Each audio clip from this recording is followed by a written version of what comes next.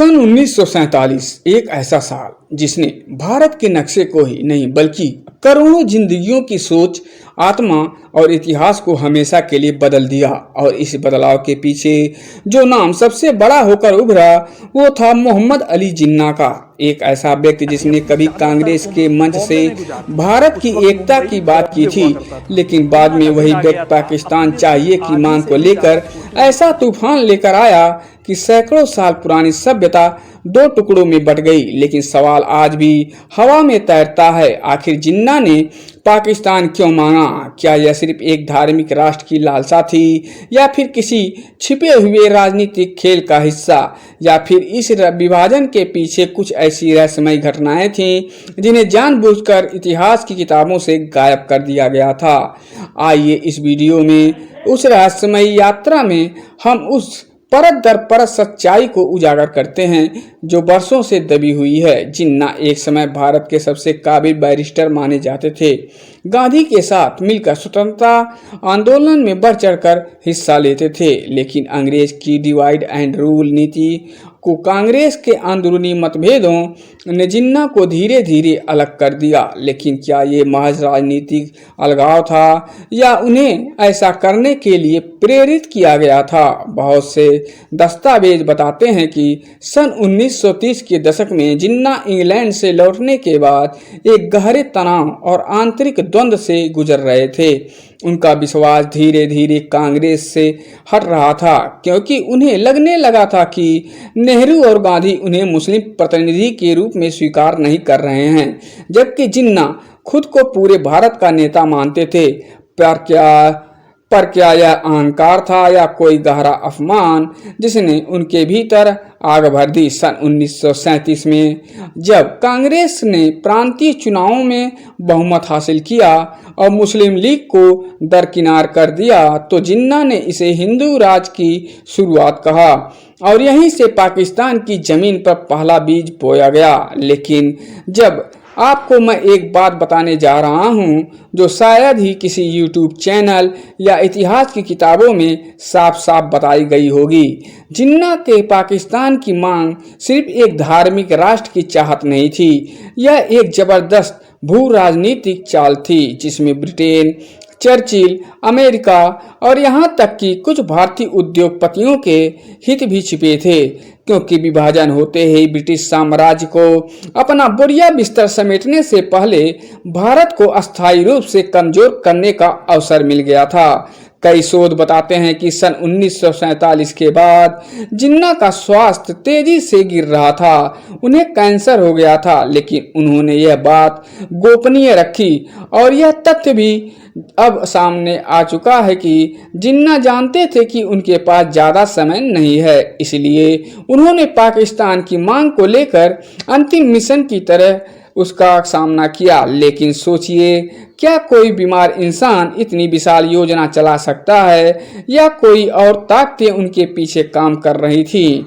कुछ गुप्त दस्तावेजों के अनुसार जिन्ना को अमेरिका, ब्रिटेन की कुछ शक्तियों से समर्थन मिल रहा था, खासकर जिनकी दिलचस्पी भारत के उत्तर पश्चिम क्षेत्र में थी। वहाँ के तेल, व्यापारिक रूट्स और स्मारक ठिकानों पर नज़र उनकी थी। जिन्ना ने सन 1940 के लाहौर प्रस्ताव में पाकिस्तान की मांग को स्पष्ट कर दिया, लेकिन असली धमाका सन 1946 में हुआ। डायरेक्टर एक्शन डे, जिसमें कोलकाता की सड़कों पर खून बहा, हिंदू मुस्लिम दंगे हुए और भारत जैसे ज्वालामुखी के मुहाने पर खड़ा हो गया।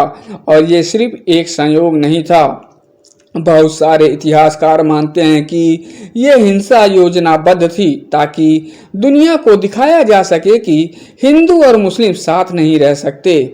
यहाँ एक बेहद रहस्यमयी मोड़ आता है जब माउंटेन भारत आते हैं और बहुत जल्द विभाजन की तारीख तय कर दी जाती है। लेकिन ऐसा क्यों? माउंटबेटन का जल्दबाजी में फैसला लेना और फिर रेडक्लिफ को बिना जमीन जानकारी के सीमाएं तय करने का आदेश देना, यह बताता है कि विभाजन की स्क्रिप्ट पहले ही लिखी जा चुकी थी। जिन्ना सिर्फ उसका एक मुख्य किरदार था। पर क्या जिन्ना खुद इस स्क्रिप्ट के निर्देशक भी थे? कुछ रहस्यमय तथ्यों के अनुसार जिन्ना के व्यक्तिगत सचिव और पाकिस्तान निर्माण समिति के अंदरूनी सदस्यों को कुछ ऐसे ब्रिटिश अफसरों से मुलाकात करते देखा गया था जिनका सीधा संबंध ब्रिटिश इंटेलिजेंस से था। यानी पाकिस्तान का नक्शा सिर्फ जिन्ना की जिद नहीं थी बल्कि ब्रिटेन की राजनीति भी उसमें थी और जिन्ना पर योजना का चेहरा था। विभाजन के बाद भी जिन्ना की स्थिति संतोषजनक नहीं थी। पाकिस्तान के पहले भाषण में उन्होंने सेक्युलरिज्म की बात की, लेकिन क्या ये सच्ची भावना थी या दुनिया को धोखा देने का एक तरीका? उनका पाकिस्तान कुछ ही वर्षों में तानाशाही सेना और कट्टरता का अड्डा बन गया। क्या यही उनका सपना था? क्या उन्होंने वास्तव में सिर्फ मुसलमानों के लिए सुरक्षित देश चाहते थे या फिर अपनी छवि को इतिहास में अमर करने की एक राजनीतिक महत्वाकांक्षा थी? लेकिन अब सवाल यह है कि क्या जिन्ना को उनके किए गए प्रस्ताव को पछतावा था कि नहीं? कुछ ऐतिहासिक रिकॉर्ड के अनुसार जिन्ना ने मरने से पहले एक निजी बातचीत में कहा, मैंने जो किया वह राजनीति के लिए किया, पर अब लगता है कि बहुत बड़ी कीमत चुकानी पड़ी। क्या यह संकेत है कि जिन्ना खुद भी अपने ही फैसले से संतुष्ट नहीं थे? एक तरफ वह व्यक्ति जिसने मुसलमानों के लिए अलग अलग देश मांगा, दूसरी ओर वही व्यक्ति जिसने विभाजन की तुरंत बाद कहा कि पाकिस्तान सभी धर्मों का देश होगा। यह विरोधाभास इस समय को और गहरा कर दिया। तो क्या जिन्ना महज एक चालाक राजनीतिज्ञ थे या एक मोहरा जिन्हें जरिया मान करके जरिया महान ताकतों ने भारत को बांट दिया? क्या विभाजन रोका जा सकता था? क्या जिन्ना, गांधी और नेहरू के बाद यह विरोधाभास इस समय को और गहरा कर देता है कि तो क्या जिन्ना महज एक चालाक राजनीतिज्ञ थे या एक मोहरा जिसने जरिए महान ताकतों ने भारत को बांट दिया? क्या विभाजन रोका जा सकता था? क्या जिन्ना गांधी और नेहरू के साथ तालमेल बना सकते थे? इन सवालों का जवाब शायद कभी ना मिले, लेकिन इतना तय है कि जिन्ना की पाकिस्तान की मांग एक साधारण राजनीतिक मांग नहीं थी। वो ऐतिहासिक और इतिहास को बदलने वाला रहस्य था। एक ऐसा रहस्य जो आज भी इंसानियत के पन्नों में ज्वलंत सवाल बनकर दर्ज है। और दोस्तों, यह रहस्य खत्म नहीं हुआ। आज भी जब हम भारत और पाकिस्तान की सड़कों पर तनाव देखते हैं तो हमें यह समझना होगा कि विभाजन सिर्फ एक नक्शे की लकीर नहीं थी, वह एक गहरी मानसिकता की नींव थी जिसे जिन्ना ने अपने तकरीरें, अपने फैसले और अपनी महत्वाकांक्षा से मजबूत किया था। और यही है जिन्ना की पाकिस्तान मांगने की सच्ची रहस्यमयी कहानी, जो इतिहास में दर्ज हो गया मगर पूरी तरह उजागर अभी भी नहीं हुआ।